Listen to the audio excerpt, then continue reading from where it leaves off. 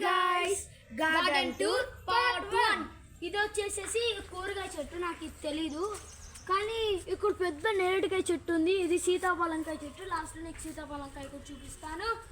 రండి గాయస్, కొంచెం ముందరకు రండి. ఇది వచ్చేసి ఒక కూరగాయ, ఇది పూత, కానీ ఇక్కడ ఒకటి సీతాఫలంకాయ కూడా కాసింది చూడండి. ఓకేనా గాయస్? హాయ్ గాయస్, ఇప్పుడు నెక్స్ట్ దానికి వచ్చాము. ఇది వచ్చేసి హైబిస్కస్ చెట్టు. ఓకేనా, దీనికి ఇప్పుడే కొట్టాము ఎగురొస్తాయని.